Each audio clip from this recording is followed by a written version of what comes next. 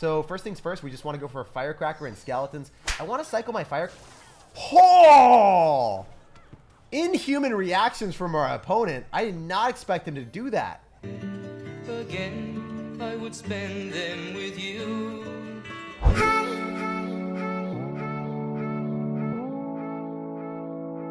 Hey, what's up guys? We are back again with the best Mirror Hog Rider deck that Clash Royale has ever seen. Stacking a lot of firecrackers, that's already a lot of fun and pretty annoying for your opponents. But when you finish off games with double Hog Riders or the fastest earthquake cycle possible, that is next level insanity. So let's go jump straight some games and assert some dominance. I upload daily videos on the channel, so make sure to subscribe so you never miss out. And a whole lot of love to everyone that's using creator code SirTag to support and grow the channel. Alright, so we're ready to bamboozle our opponents with the Mirror Hog Rider sauce. Most people are really ready for a Hog Rider Earthquake deck because it's one of the most popular decks in Clash Royale. But are they possibly ready for the craziest Firecracker Mirror Earthquake deck that they've ever seen? No one is. Because I created it and it's way too much fun. So I'm going to go in for a Valkyrie, make sure that the Prince goes back. He's going to drop another Prince. He's like, you want me to go back? Well, I've got my brother from another mother. I need a Firecracker here. We're going to take so much damage. Why are you going to go in for that rage? You crazy madman. Why? That's why. We're going to get a charge on my tower? What the heck? I thought for sure the Dark Prince was going to fall, but apparently he's going to laugh at me. He's going to say, get wrecked, Jake. And we got to beat the dirty BMer. There's nothing more satisfying than crushing people that emote you after they get damaged. So first things first, when we cycle our Hog Rider, we're not going left-hand side. We want to go in the right-hand lane because I want him to drop something in the back here and then have to drop another thing to counteract the Hog Rider in the right. Okay, Elite Barbarians, I see you. Have we seen a single card that shoots up in his deck? Right now, I haven't. Okay, there we go. One card that counters Balloon in his entire deck. You love to see the innovation from my man out here. I'm going to Fire Spirit to finish off the Valkyrie. I think keeping the Tesla alive a little bit longer is pretty pivotal in case my opponent goes in for a bridge spam with Dark Prince and Prince at the River again. I don't know. In any event, we always like winning the right-hand side, never really the left, because he's going to keep spamming stuff there. Maybe because he dropped a Valkyrie in the left last time, he'll be thinking twice before he drops it again in the back. Nope. Nope. Same thing. Dude, what are you doing? What's going on? I love it. So also the Mirror Earthquake is extremely fun to do later on in the game, just the Earthquake cycle faster than you've ever done before. I can literally take out a tower from like 1,000 HP in split seconds. I'm going to Fire Spirit just to pull back the Valkyrie so we minimize the amount of value that he gets. And because the Firecracker is still alive, I'm able to go for another Hog Rider at the river. Let's go, baby! There is no way he's going to be able to break through this Firecracker. It's just not happening. No matter how hard this man tries, the Firecracker will reign supreme and utterly assert dominance. I love how well it works too, because now he has to go for a Wizard at the river. Now he has to cycle more stuff than he ever wanted to before. And we can go in for a Valkyrie here, Skeletons afterward. Expect him to go in for a Zap, so I want to go in for a Fire Spirit as well and get back to his second Valkyrie. Actually, yeah, I definitely do. It's like, I learned my lesson from the first Prince that destroyed my tower. Never will it happen again, alright, dude? Okay, so I feel like it's just a Valkyrie cycle right now. How many mirrored Valkyries can I get on the map, guys? This is like the second one, right? I'm going to go in for Skeletons afterward. I can Hog Rider because he's down a lot of Elixir. We're going to be able to pull back whatever he decides to drop. And now we go for a Fire Spirit because it jumps onto whatever units he decides to defend the Hog Rider with. Look at that. Clean stuff, guys. That's what I'm talking about. We protect our Firecracker, our pride and joy in this game, and we make this man an utter meme. I love it. I love doing this. It's so much fun. So I'm going to go for high Skeletons. I want the Wizard to lock onto the wrong thing first. Please, Wizard, don't do me like that. I hate you. So now we go in for our Valkyrie. We are able to shut down most of the bats. He got way more damage than that man deserved because the Rage is just broken sometimes. But you know what's even more broken? Waiting for Firecracker Skeletons when this guy has to defend a Valkyrie Hog Rider. So you're not able to zap on time, and even if you did, you would be taking way more damage than the other side. So quality stuff for us. Really nice life improvements. And we're going to go for a Valkyrie predicting the Wizard. Oh, he doesn't even want a Wizard. Okay, dude, here we go. We risk it for the biscuit. We going for the Mirror Hog Rider sauce. It is so much fun to do this. He is not ready. His bottom is going to be utterly demolished, and we win the game with the secret sauce. GG, well played, and peace out. The level 14 Hog Rider is an utter meme, but sometimes we make it happen for the memes. Only 26 trophies there. That makes me such a sad panda. So jumping into this game, we are definitely going to assert dominance with the Mirror Hog Rider. Double Hog Riders equals double the wins, right? That's how it has to work. 2 is better than 1. So he's already going to log, and he's going to take a hit from the Hog, even though he drops 6 elixir on defense there. That's what we like to see. So are you going to have arrows plus log, or are you going to fireball? Okay. All right, I see you, fam.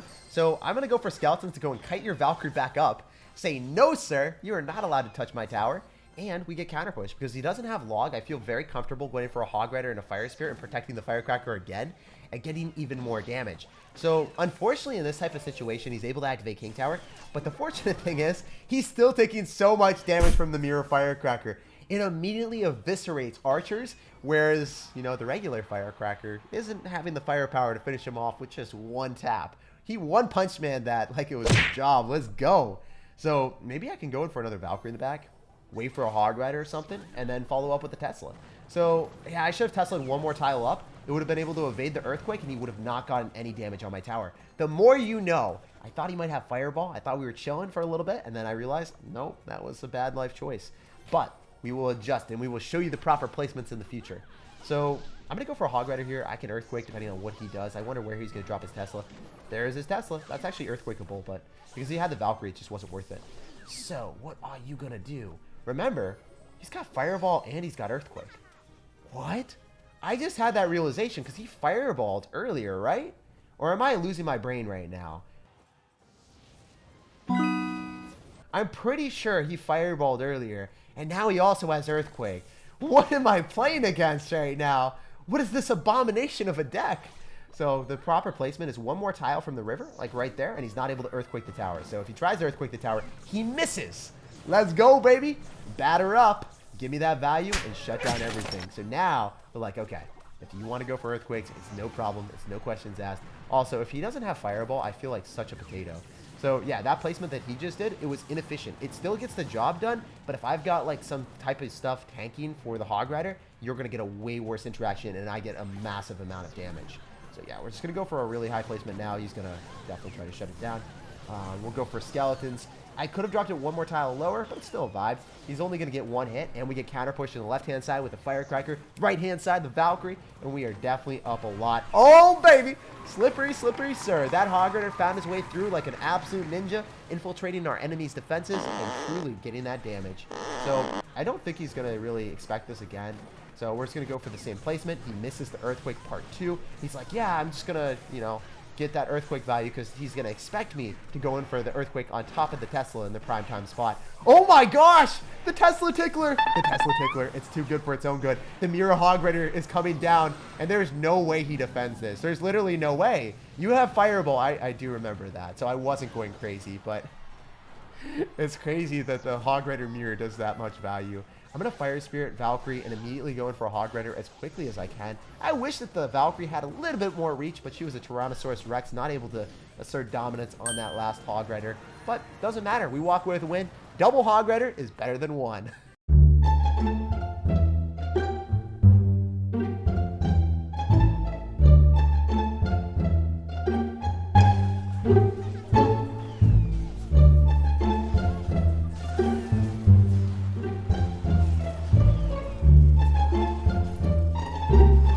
What the heck? Are you kidding me right now? How did that happen? How is that possible? There's no reason for me to win that game. That's insane. So jumping into this game, you guys already know what's happening. We have to sauce out a good luck and figure out what our opponent's got. So if I Hog Rider right out of the gate and get some damage, it feels good. It feels spicy. It feels, you know, like everything is right in this world. He's going to Fireball and Bandit, so it's definitely going to be a P.E.K.K.A deck. We will destroy P.E.K.K.A players and make them memes. So first things first, we just want to go for a Firecracker and Skeletons. I want to cycle my Fire... Oh! Inhuman reactions from our opponent. I did not expect him to do that. Again, I would spend them with you. He zapped the Skeletons and then got value with the Bandit. Well played, man. Credit where credit is due. I was ready to rock my way through with my massive Firecracker value, but this guy, he had other plans. So we want the Hog Rider to get hit. It feels really weird to say that, but that's going to be our best way of countering the Royal Ghost and then also forcing out Elixir from our opponent. He was already going to drop the P.E.K.K.A anyway, and he would have denied all damage. But because we were able to get the Hog Rider down there, we got value. So the only bad thing I think that this matchup, usually is really, really good for us because we can go in for a log and then an earthquake to finish off a magic archer. But we can't necessarily do that anymore. Gotta be honest with you guys. I'd love to do it, but we can't always make it happen. Also, if we had Tornado, we'd be able to activate King Tower by pulling the magic archer a little bit closer to the Firecracker. Yeah, we would have sacrificed the Firecracker for the greater good, but it's always worth it. Now I get to show you one of my favorite interactions in Clash Royale. If you haven't seen this before, if you don't know, now you know. He's going to think that we drop skeletons, we pull the bandit to the other side, and we get Hog Rider counter push. It feels phenomenal, it's amazing, and it's really good positive interaction because we get an Electro Wizard after that too. So I'm going to go in for another Firecracker on the other side. He's going to get an Electro Wizard hit, but it's fine, it's okay. Maybe he goes in for a Fireball or, yep, that's exactly what we're hoping for. So the Fireball's the healthier tower, so then we go in for another Firecracker in the weaker tower, and we get free real estate here. Generally, in this type of matchup, you do not want to go in the same lane as your opponent. So we're going to force out some extra elixir here, probably get like a P.E.K.K.A. or something, who knows, and then we swerve him and go in for a Hog Rider on the other side. And that's what we want to see. Every single time we can make something like that happen, it's a great decision. So I'm going to go for Tesla. Maybe we can keep that alive a little bit longer. The Firecracker's not going to die. Let's go. Oh, come on, man. Why you got to be that way? Why you got to be so ruthless? So the unfortunate thing here is he's just going to keep spamming into me. At least the Firecracker is going to stay alive long enough for us to be able to finish off the Barbarians. I think I also want Tesla here. So then the Firecracker never dies. If she stays alive to the ripe age of 212, she will also give us more value on the P.E.K.K.A. So that's good. Passing around the damage on the P.E.K.K.A. Maybe we can go in for a Valkyrie here too. I'd love to keep that Tesla giving us value, but I don't think that's going to stay alive much longer. Maybe we can still get some value with a Fire Spirit here, and then Skeletons go kite into the double Firecrackers. Oh my goodness, we get a Fireball out of him. That's not really a good vibe because that bandit is coming through fast and furious. Hog Rider almost gave us a hit, but not quite. I'm going to go in for a Valkyrie Mirror here as our best answer. As soon as the Barbarians connect, it's going to lock onto the Valkyrie instead. He zaps thinking we were going to drop Skeletons, but no, sir. We got the Mirror in store. So I'm going to Firecracker here. He's playing this super well. Got to give credit where credit is due. I did not expect people to play this well at this range. Man, this guy's a good player. So I want to go in for a Fire Spirit. Definitely want to get extra value here with Skeletons and then a Valkyrie. Make sure that we can keep the Tesla alive a little bit longer, just because it's one of the best cards in the game. If you keep your Teslas alive, you guys know when playing against Expo players, it's not a good time for your opponent. Super smart decision going for the Royal Ghost, expecting a Firecracker. This guy is just extremely talented, you know?